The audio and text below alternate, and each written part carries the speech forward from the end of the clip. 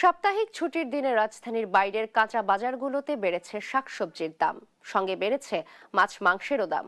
ময়মনসিংহের বাজার ঘুরে দেখা যায় শাকসবজির দাম বেড়ে অস্থিতিশীল কাঁচা বাজার। কেজি প্রতি চিচিঙ্গা ৮০ টাকা, ৩০ টাকার লাউ বিক্রি হচ্ছে ৮০ টাকায়, ৫০ টাকার বেগুনের দাম বেড়ে দাঁড়িয়েছে ১০০ টাকায়। এছাড়া ঢেঁড়স, পেঁপে, করলা, মরিচ, শসা, বরবটি ও টমেটো সহ সব ধরনের সবজি বিক্রি হচ্ছে বাড়তি দামে।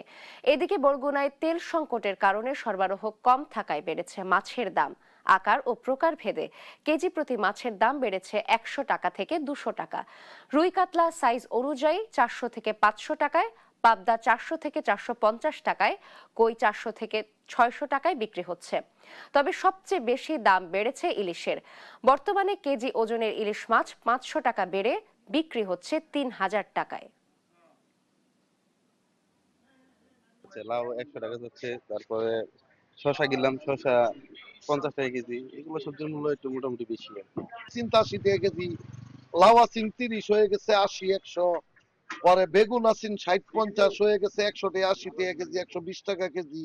তেল সংকটের বিষয় বলতে পারি না, তবে মাছের দাম বেশি, ইলিশের তুলনায় অন্যান্য মাছের দাম অনেক বেশি। মাছের খুব সংকট দেখা দিচ্ছে মার্কেটে এবং দামও খুব চড়া। এটি কেজি ১,১২০০ টাকা কেজি বিক্রি, আমরা মাছ কিনতে পারতেছি না। তেলের সংকট কারণে বাজারে জেলেরা তেল পাইতেছে না, সেই জন্য জেলেরা নদীতে নামতে পারতেছে না।